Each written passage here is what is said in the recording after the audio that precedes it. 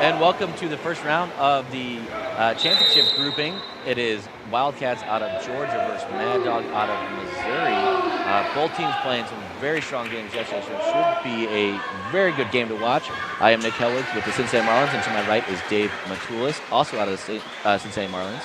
Yeah, happy to join you again for another good game. So both teams yesterday had some very hard-fought wins, played very strong, so we should see some very tight defense, very physical game if they hold true from yesterday.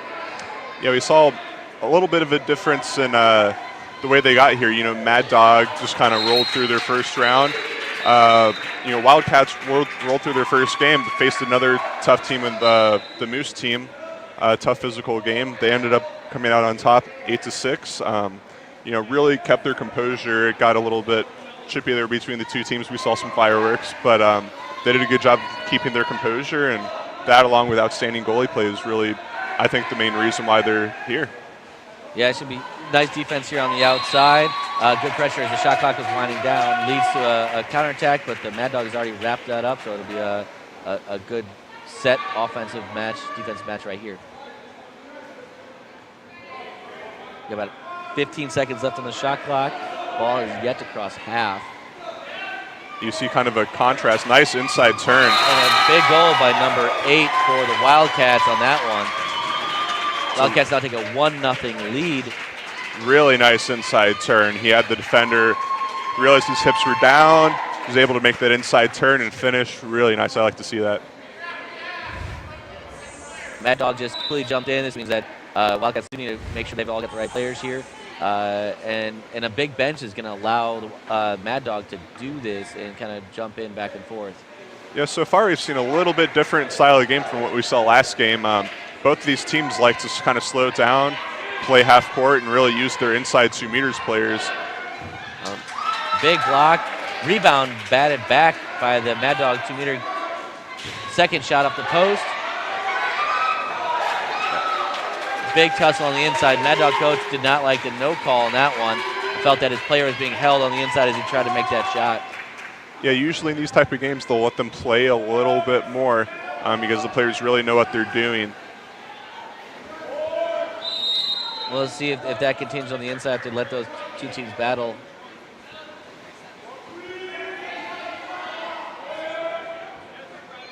Got 7 left on the shot clock. Mad Dog has done a great job of preventing that ball from going anywhere in the center. No 2 meter, 3 second skip shot, just wide.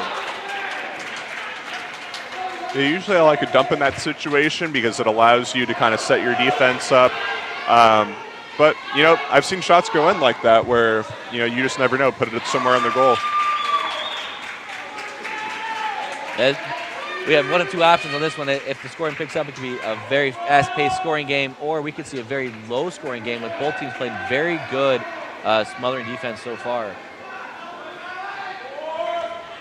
You can see the Mad Dog is really spread out. The Atlanta offense here. It's very physical right now in 2 meters. We got a foul on the outside. Great drop down there. An open hole. Yeah, you see he didn't get completely turned around in 2 meters. He still had his shoulder locked up with the defender. That's why there's an offensive foul in the middle. Mad Dog draws an ejection here as number 7 got stuck behind the defense. Instead of letting go and letting his team help him out, caused him to get the ejection. He's now in the corner for 20 seconds. And now Mad Dog with a big man up here. About 1:30 left in the first quarter. Looked on the inside. Big goal on the inside. Goalie thought he had it covered up. He was able to sneak in that upper right-hand corner to tie the game up 1-1. And as you saw, the Wildcats really had their top defenders high up, pressed high up. That's what allowed Mad Dog to use their post player on the inside. Yeah, and that goalie just got fingertips on it, batted that in the upper corner. Close game, 1-1 with 1:20 left in the first quarter. We knew these games were going to be nice and physical, and it has not gone different yet. Nice fake shot on that if they can capitalize. Good kick out. Lob shot, back corner. That's a good kick out. That all started from the 2 meter. He was able to, you saw the crash coming, kicked it out to his offensive player where the crash was coming from. That led to the goal. Yeah, both on the outside players from the flat and the wing were able to do a good hard fake, which locked the goalie, locked the defense, and it allowed those kind of shots to happen in those passes. Big, strong move on the inside, but a good block by their goaltender. We're under a minute with Wildcats leading 2-1 off of that last lob on the outside. Hard foul on the perimeter. Passes the ball around. They're kind of working on the outside. It looked like his arm got hit as he went up for the shot. That's what kind of made the ball just kind of drop in the water. It was a very good defensive play. The player was way outside the 7-meter. Not a shot you want to take. And so the defense just knocked the ball down. Ball landed harmlessly 6-7 meters from the cage. Defense got the ball right back. Got 20 seconds left. Wildcats playing for this last shot here. Down to 10. Turn ejection with 7 seconds left. You can either do one thing, play for the shot, or use the clock and wait.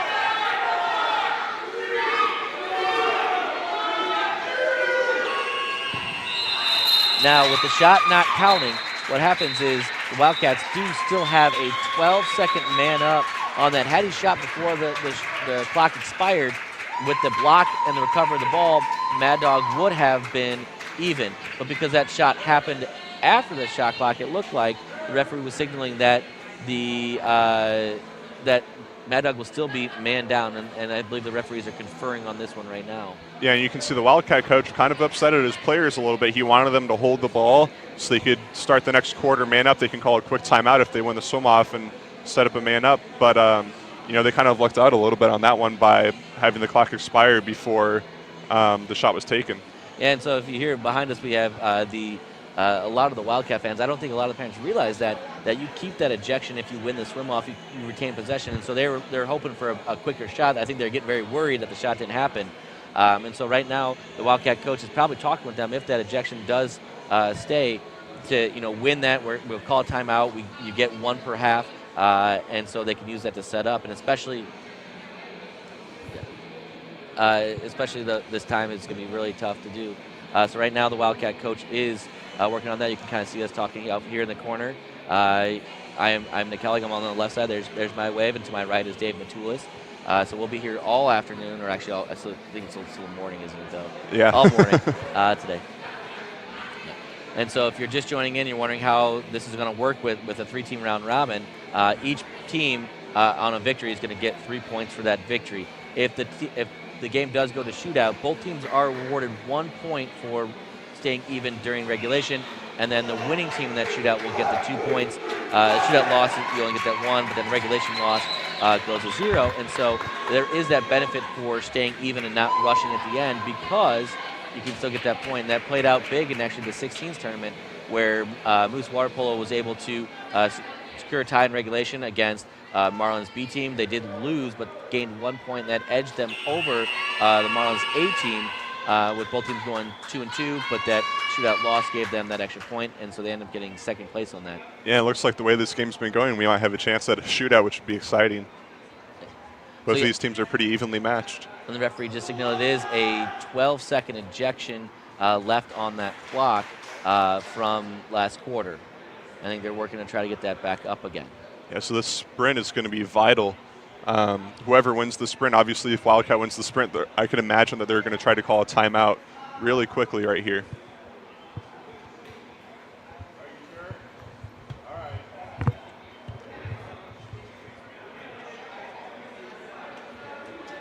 Seems to be a little bit of a clock malfunction, but it looks like that they have everything up and ready to go, and the officials are about to start. They're adding that 12-second injection time back up.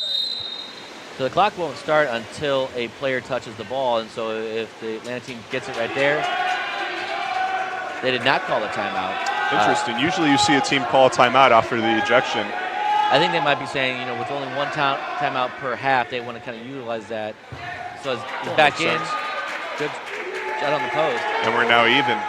Even, but a brand new shot clock for the Wildcats. Back on the outside. not something you want to see on that one. He's got a lot of time left. Not a great angle for a backhand at all. Yeah, sometimes players forget, after that first shot is taken, but they get the rebound back on offense. Sometimes they forget you get a new shot clock, and you see a lot of rush shots off of a rebound, which is what we kind of saw there. We see an offensive foul called on the 2-meter, number 12, Clark Griffin on that one, allowing the Wildcats to regain the ball. So it's great to see the Georgia team up here in this final grouping, really showing how well Georgia water polo has progressed to becoming a dominant group. Another ejection on number 10, Robert Doyle on that one. A little over-the-top foul allows Wildcats to be back up on the man up. Yeah, he just overplayed him on the defensive side again, and the offender was able to get him on his back and draw the quick ejection. Last year, Mad Dog made it to the finals against Jungle Cats out of St. Louis. It was a St. Louis final, which we won't have this year with the teams from Missouri, Michigan, and Georgia. And a great outside shot there on that wing by number 7 to give Wildcats a 2-goal lead early in the second quarter. Really good. That's a tough angle with the right-hander on the right side of the pool. But you see he was able to slide up into the pocket right there, as you can see, and was able to just put it cross cage. Yeah, he had a slight window. The goalie even got a hand on that, but was not able to get enough to block it. Mothering defense. You saw it last game. Ruth was able to do this as well. A very good hard press defense, which prevents teams from being able to move the ball easily. Both teams are utilizing that. So now it's going to be a matter of ejections and 2-meter play. Yeah, I think the biggest difference in this is that you can see both teams are doing a really good job, even though they're both running a heavy press. Both teams are doing a really good job of getting back on defense to prevent the counterattack. And so this becomes a more advantage to a team that has bigger players and skilled players rather than necessarily the faster team. Yeah, he had a player cutting towards the middle. He had a little bit of a window, but decided to take the shot. I don't think you saw him streaking through on that one. Good perimeter turn. Tried to go for that sweep. Got it held. Now drew the ejection. We've seen a lot of turns leading to ejections. Good move. It's a nice little pop the post player made. His teammate Solomon was able to hit him up with the pass, and they were able to do a nice, easy 6-on-5 goal. That was William Whitson for his first goal, bringing the game within 1 is 3-2 Wildcats with 3 minutes and 46 seconds left in the second quarter. Yeah, you can see the Mad Dogs really likes to use their post players on 6-on-5. Both their goals of their game so far have come just by utilizing the post on 6-on-5. We'll see if they can keep it up. Really over-the-top foul on the perimeter. Both teams got to watch that. The referees are calling those ones. If you're going to be over-aggressive, you're going to get those ejections. Yeah, it looked like he called that for just holding the player while he was trying to swim. The offender was trying to move and drive. The defender just got caught with his hands down, and that's why the ejection happened. It's giving another chance for number 7 to work in that pocket, move the ball around up top. You can see the defense is doing a great job of getting their hands up. A great field block.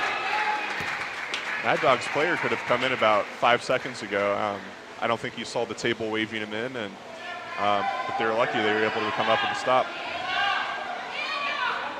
Could be wrong, but was that the second ejection on number 10 on that one? I believe so, because they substituted him out. And you only get 3 ejections per game, and so he's got to be very careful if he comes back in to not get that third, or he's going to be done for the game.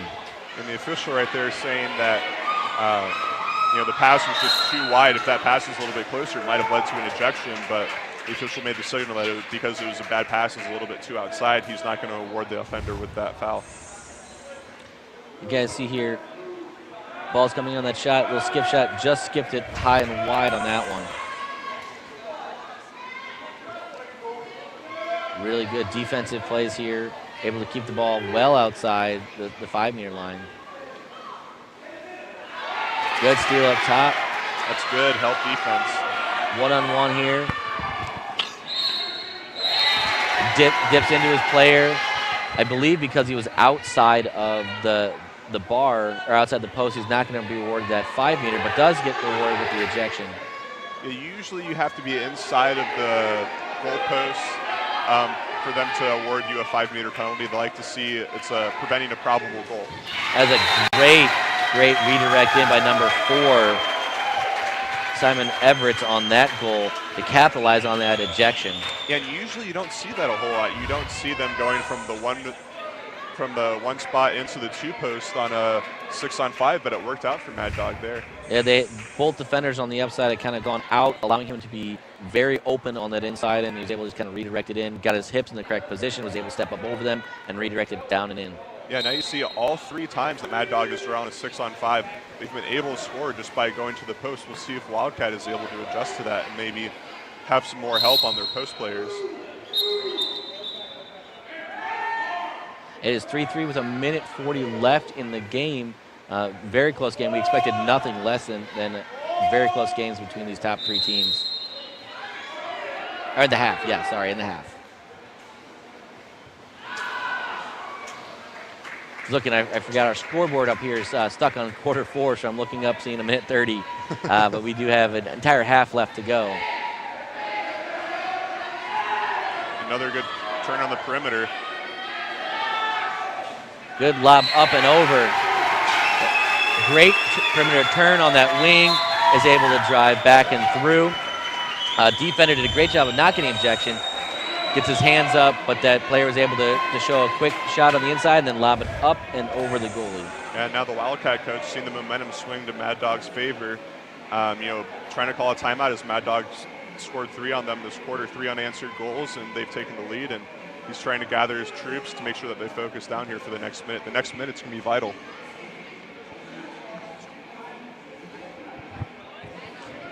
So as a timeout right now, we've got about 30 seconds left on that timeout. 4-3 game, very close, very physical. Both teams really, putting on a show here defensive-wise, and then great technical 6-on-5 work, working the ball around, working that on the inside, hoping that a lot of different players are able to watch this game, because it's something that coaches emphasize, that you're looking for that open player to make that pass to, not necessarily just forcing it inside or passing around with no set plan. They've been kind of looking at getting it to the open player and redirecting right in the goal. Yeah, and you see a lot of players, kind of younger players, try to force the ball, try to force the shot from the outside in 6-on-5 because they think they're open, but they don't realize that there's a couple shot blockers in front of them. So it's good to see that nice ball movement, keeping the ball nice and dry on the 6-on-5s. That's really key. Both teams have done a great job of working their man-ups. And you see the shot blockers in past, actually the last 2 games have been very good at getting their arm up nice and high, being able to direct that ball away from the goal, really cutting off angles so they can't take an easy shot. A little bit of movement here from the Wildcats coming off of the timeout, trying to draw a 6-on-5 off-ball ejection. You can hear some of the fans in the background from the Wildcats wanting a ejection call, thinking that their players were being held in the drive, but the officials don't award it. Trying for a backdoor play, that's really hard because you've got to create that separation before you make any type of move towards the goal.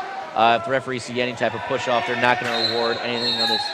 Contra foul, swam over top of his head. It's going to be a Wildcat ball. Good call by the official on the other side of the pool to be able to see that.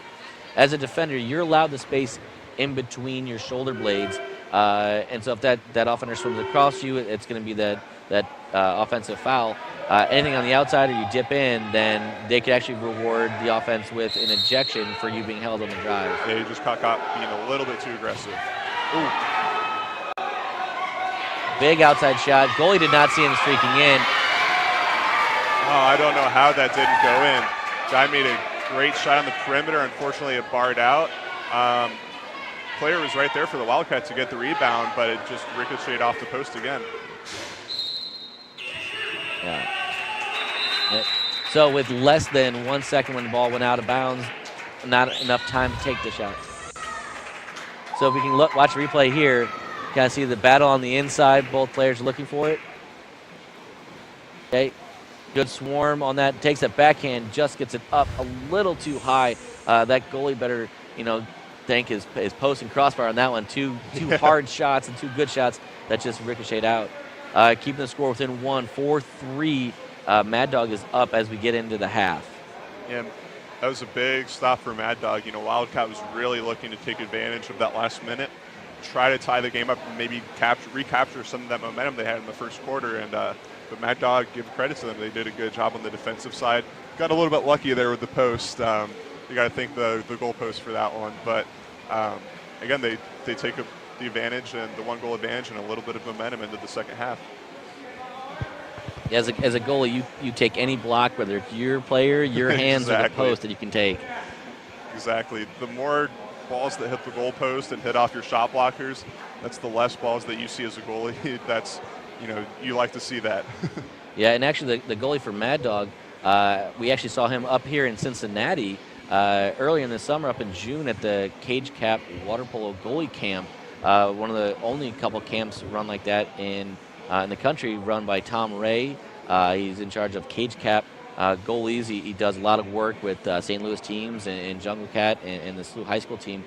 Came up and 9 goalies from across the region came and worked out for 3 days straight. Lots of time in the pool, lots of shots, lots of drill work. And so you can kind of see one of the big things they focused on was keeping calm under pressure. And on that, with the steal, he could have, kind of almost freaked out a little bit and gotten a 5 on him if he went in and attacked the player. Instead, was able to utilize the rest of his goal to not let that goal in. And so it's something that Tom Ray did a great job of coaching and teaching these kids early in June. Yeah, and goalies, they really have to be tough mentally. It's almost like a pitcher in baseball giving up a home run. You almost have to forget that it happened and just make sure that you stay in the game and that you stay focused so you can make that next block the next time you see a shot. So both of the goalies have been doing a good job of kind of keeping their teams in the games along with that strong defense. As we get into the second half, both teams are really trying to find that slight advantage. These low-scoring games, you take every goal you can, and that's going to be a big difference. And so whoever is able to, really, like you said before, recapture that momentum and gain just that slight advantage is going to come out the victor in this one. I don't see a blowout happening in any of these quarters as both teams are playing very solid defense, are preventing these counterattacks from happening. Yeah, it's been interesting. We saw Wildcat jump out to the early 3-goal lead, 2-goal lead into the second quarter, and Mad Dog was able to respond, did a nice job of responding. Now we'll see if Wildcat's able to respond back to them. And so we can see what's going to happen here. It's really going to, whoever can kind of win this swim off here and can kind of put that first point on the board is really going to set the tone. Right now we've seen some big battles into that 2-meter, and the referees are letting them play. If one player is going to make contact initially, they're not going to be rewarded easily, especially if you're making contact. As a 2-meter, you can probably talk a little bit about that. Yeah, definitely. So 2-meters are actually always looking for contact. They want that contact with the defender because that allows them to maneuver a little bit and get their move out, get their step out, turn, whatever they're looking for. So they are usually the ones that initiate that contact, and it's up to the defender as to whether they try to fall for that or whether they try to stay in good position.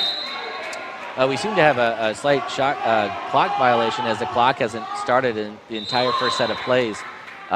Looks like they're going to try to fix that probably around 25, 30 seconds-ish had gone off the clock.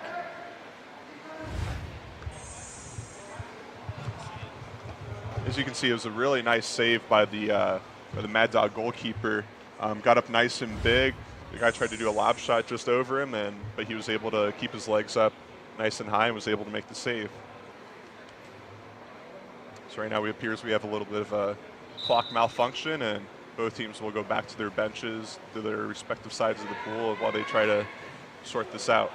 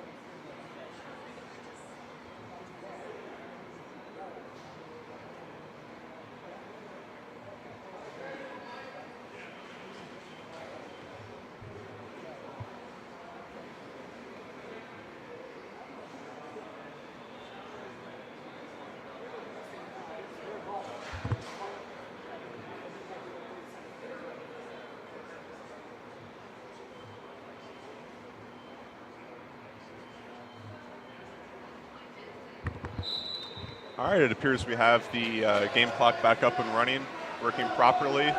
Players enjoying a little bit of an extra break after halftime. While they tried to fix the clock issues, Nick Heller does a great job of correcting the clock, and we're going to get this game back and rolling again after a little brief intermission. Yes, tournament director, you are part technician, part schedule maker, part everything. Part announcer. Part announcer. So this actually gave each team an extra little timeout here, get a little rest. Yeah, I'm sure the coaches would have rather that happen, later in the third or in the fourth quarter to give their players a little extra rest instead of right after halftime. But, they'll take any chance they can get to give their top players some rest. Got an outside foul, outside the 5, big shot. I believe they're saying they were inside the 5 on that, so that shot would not have counted had it gone in.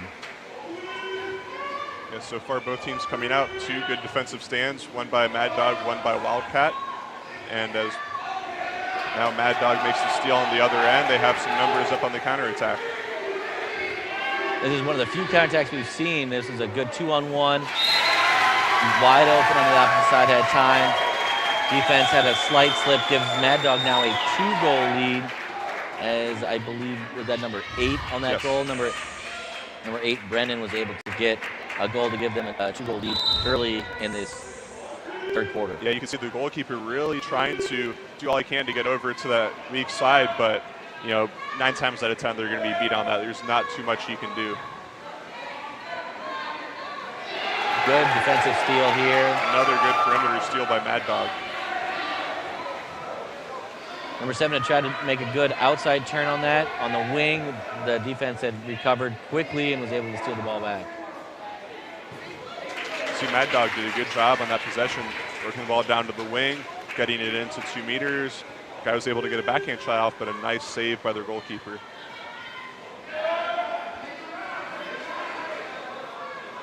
See a big 2-meter battle going on the inside. Number 8's got it in good position. A little high, hard pass, though. A little too long, allowed the defense to get the ball back. Yeah, usually you want to drop that pass in the water right in front of the 2-meter player so he can step out to the ball. Just a little bit off target with his pass there. And that's a hard pass to do from that far out. Dropping that down to the wing probably would have been a little easier pass from the inside. And would have secured the defender on him so he couldn't drop. Another good cross-cage pass, near side.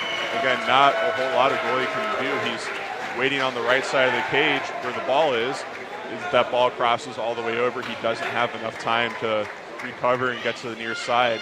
I'm sure he's probably telling his defender, stick hard on that guy to prevent those cross-cage passes. Yeah, Matthew, number 11 for Mad Dog, is able to create a nice 3-goal lead. Now, at one time, Lions had a sizable lead as well that Mad Dog will cut down. So as long as the Wildcats are able to kind of slow down and recoup, then we can see them chip back at that lead again. Good drive. Number 5 is ejected on that one. Good play by number 8 to kind of stop and pull back up. Yeah, we saw a little bit of a double drive there. You don't see that a whole lot. Both guys driving to the same spot, but they're able to work it out and they're able to draw an ejection. Now we see a little bit of movement here on the 6-on-5. Yeah, the Wildcats missed a great opportunity. Number 7 is wide open on the inside. Great skip shot on the near side by number 10 to get that goal. That's a really good job. Defender is just a little bit too late getting there near side. That's his job, as you can see, to cover the near side. He's just able to just beat him and the goalie go near side. Brings it within 2. Mad Dog is leading 6-4 with about 3 minutes left in the third quarter. Lots of water polo left to play in this game. And that's a big goal for Wildcat. Mad Dog had scored, I think it was 5 unanswered goals. And now they have a counterattack the other way, see if they can recapture some of the momentum going into the fourth. Yeah, number 10 tried to draw a foul on that by showing that he's being held. Instead, he's saying he's actually holding the player. He's got to be very careful. He's got 2 fouls on him, and he doesn't want to get his third one to get the ejection, or his third ejection to be out of the game. Guyop open up top on the point. His teammates saw him, hit him with the pass, just shot it wide or high over the crossbar.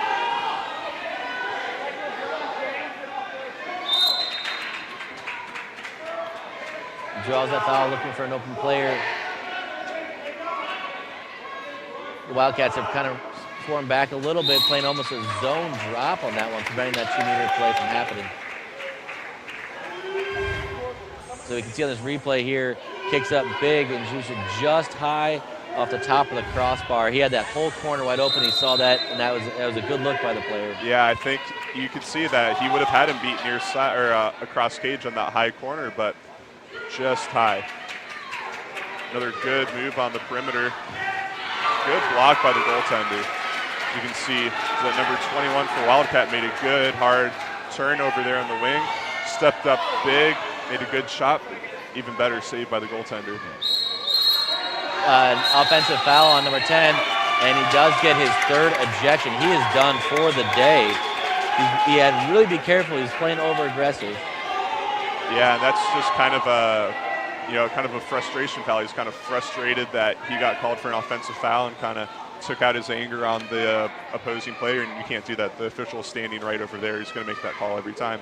And one of the things that as coaches we tell our players is you've got to adjust the way the referee is calling. You may not like what they're calling, but if you were able to adjust. As the shot clock went wound down on that one, a little high lob, timeout called by the Mad Dog to kind of regroup and get some fresh legs in.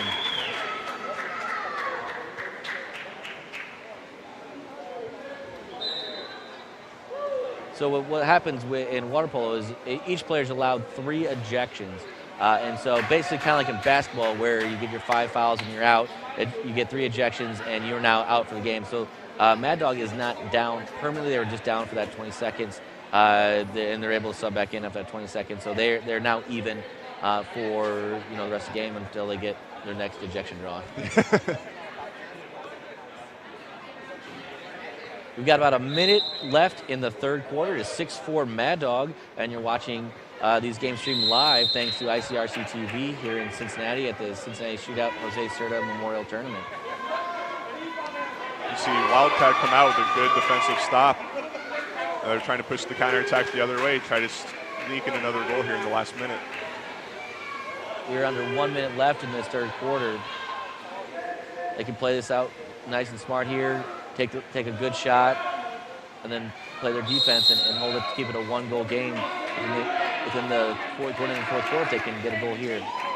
See a little aggressive foul there on the perimeter. You got 5 seconds left in that shot clock. And you can see some of the Wildcat offenders try to move back to defense as they see the shot clock is winding down. Up, and it looks like they needed to stop that clock right away. So one of the things is each team is always allowed 30 seconds on the shot clock, and so when the ball goes out of the pool, the clock does not start again until they're able to play the ball. And so I think they're going to try to add a little time left back up onto the clock. Yeah, it looked like about 3 or 4 seconds ran off the clock while the goaltender was trying to get the ball, so they want to make sure Mad Dog has their full time allotted for their last possession of this quarter.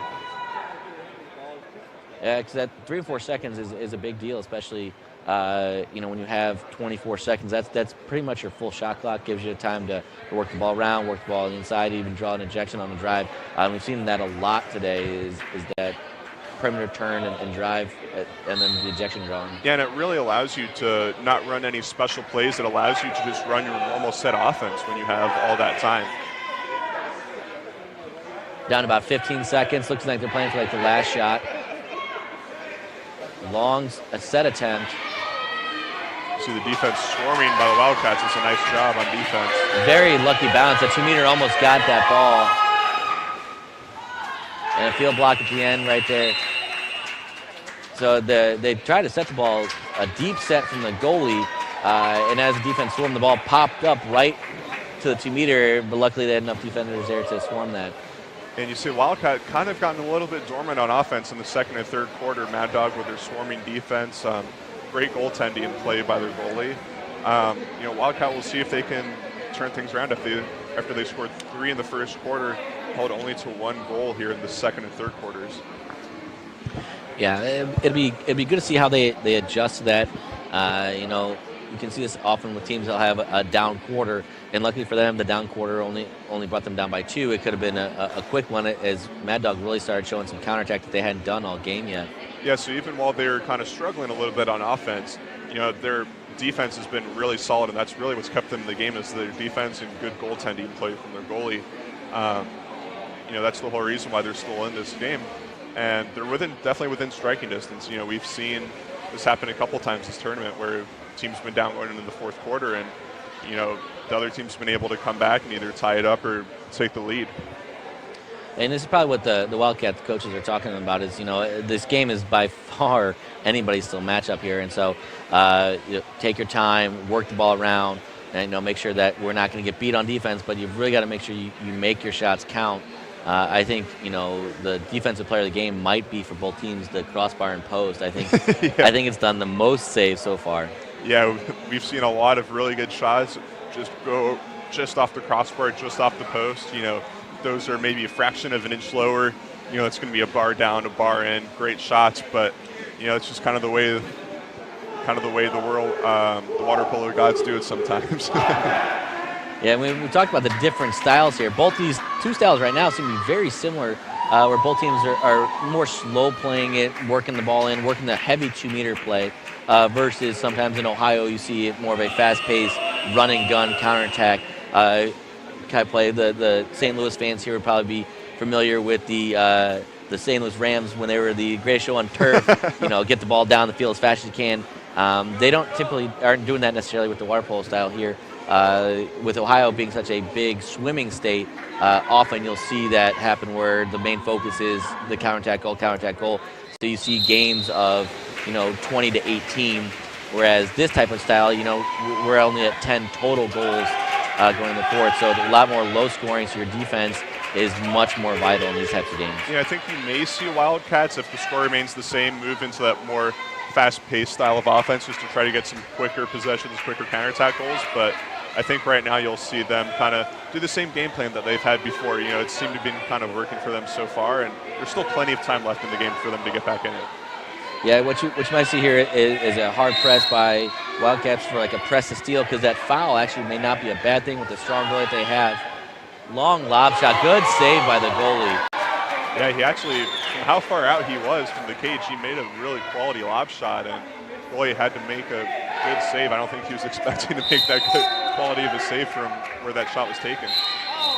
Yeah. They called that it was, I can't tell, it looked like they was saying that he led with his head on that. Another type of foul that they're really trying to protect players here to prevent players from using their head to gain room, which could cause injuries to eyes or nose or your mouth like that. Yeah, it's another safety rule, and it's hard when the player like that, when he's trying to step out, it's just kind of natural for his head to kind of snap back. So the referees want to see your chin tucked.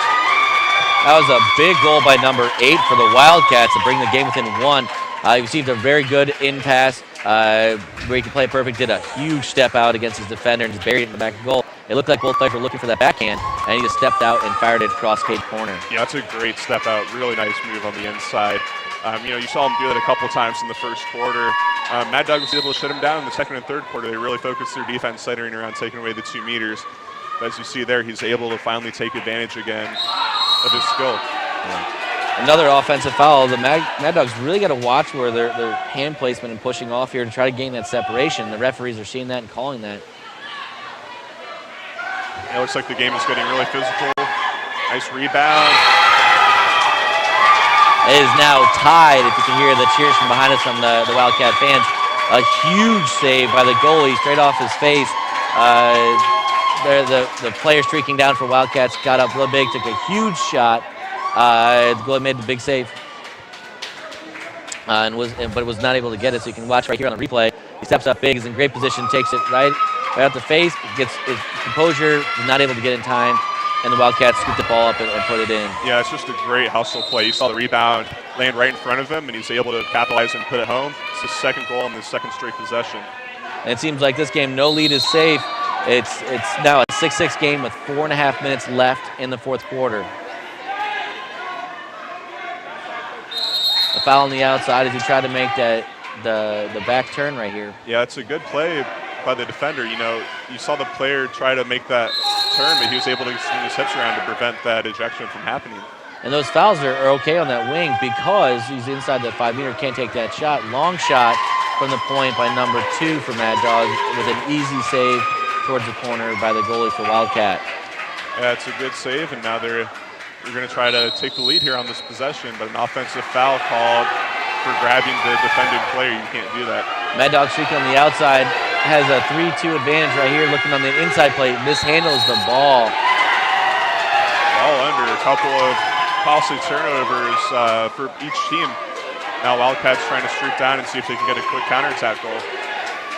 It seems natural for a lot of players to try to grab that ball on top and grip it, but in those quick rush situations, grabbing that ball on top, he lost handles of that and missed that player streaking up the middle that was wide open, allowing the defense to come and push that ball underwater. As you can see, goaltender from Mad Dog made another good save. Ball bounces beyond the goal line, so it's a 2 meter.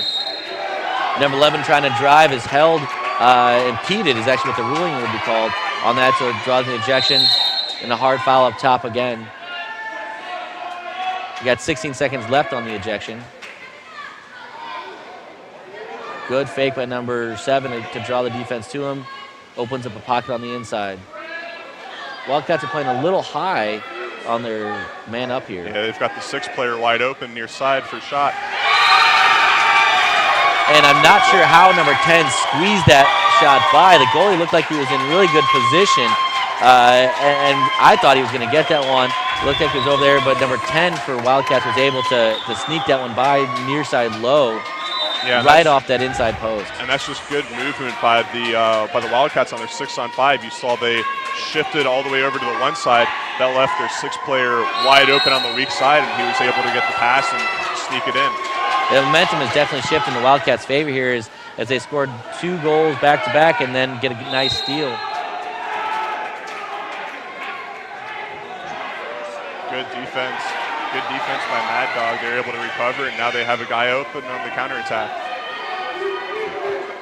Turn, sets up, and it's that crossbar again. Off the crossbar again. He made a really good move, got himself separation to take that shot, and just could not finish. Just right down off the top of that post, right to the goalie.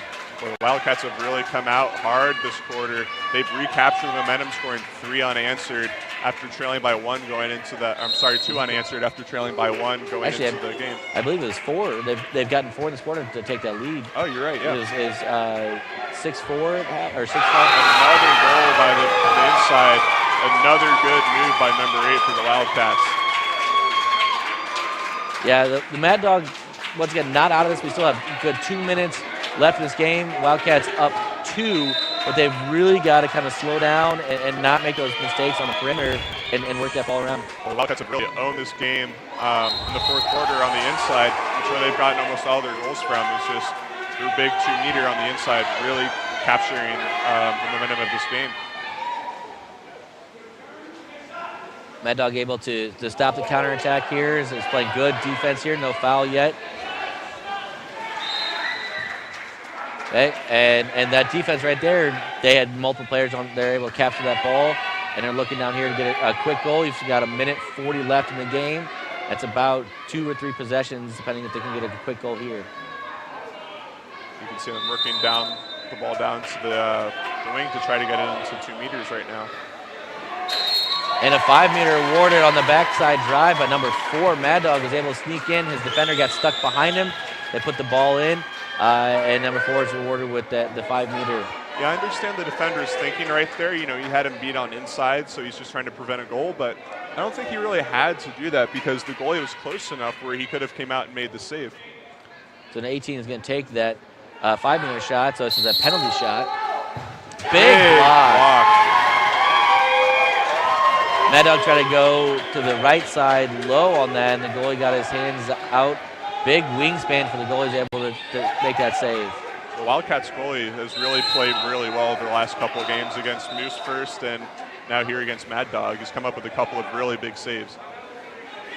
So we must have miscounted. Number 10 is still in, so he must have only had 2 earlier. Offensive foul now. Mad Dog's trying to press the counterattack.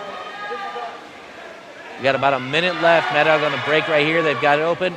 Another big save. This goalie's really kept this game alive for the Wildcats on this lead. He's had that big 5-meter block and now that big one-on nobody block. That's a tough shot as a player with your defenders coming on your back like that. So we're actually about to see this penalty save right here. He gets himself set. And you can kind of see shot goes a little lower probably than the player wanted. And then this fast break here, he's got a player coming up his back. He's going to make the... That's a tough shot because you can see, the goalie had his hands light in the water. He's ready on that counterattack shot. Did a good job of just being ready and was able to come up quickly to make that counterattack block. And so while we were watching the replay, it actually looked like, and I didn't see the whole engagement, but the Mad Dog head coach, Greg Emdy, is given a red card for arguing. I'm not quite sure what he necessarily was arguing on that, but the red card given by the referee on that one, which means that he is now has to leave and is actually not allowed to coach the next game at all for Mad Dog, which is kind of is a disadvantage.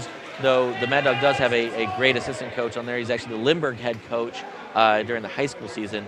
But I'm not quite sure what he was arguing about that, as he had two really good advantages on that last play for his team. I think after the turnover he had here on this last possession, he was looking for some sort of backward ejection call. There's a lot of physical play between both teams. A lot of players holding onto each other while Mad Dog was trying to counterattack, and it's a call that really could have gone either way. The officials just decided to let him play out, and kind of made him upset. So right now, with each foul, the clock does stop. So this is actually an advantage for the Mad Dog here for these fouls.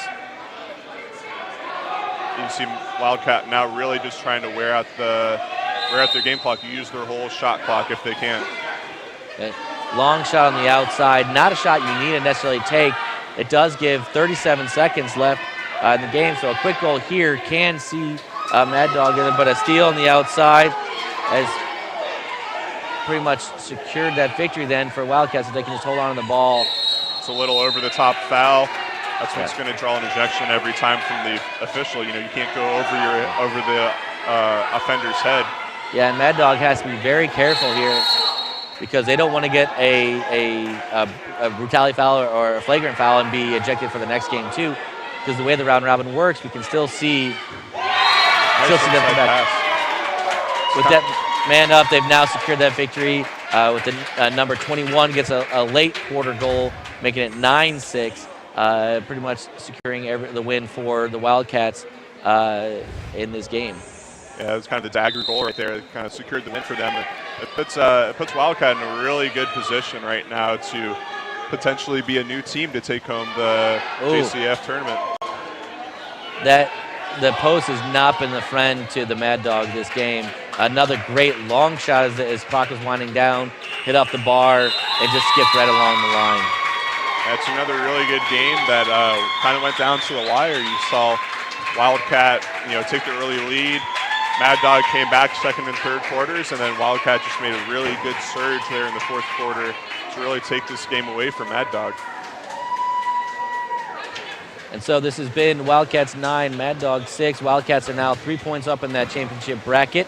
Mad Dog still has the ability to win if they can beat Spartan later on and hope for a Spartan victory over Wildcats in a great physical battle.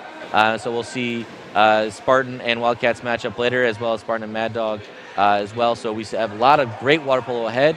Up now we have Windy City. Windy City is taking on Bluff City. Bluff City. So it'll be another great matchup. Windy City with a victory here can secure 7th place for them before they head back up to Chicago. So right now in our championship group, it is the Wildcats with 3 points, Mad Dog with 0, and Spartan will get their first game at 12-10. And you're watching these games here live on ICRC TV. I'm Nick Helwighead with Long Island Water Polo, and to my right was David Tools, and thank you for watching.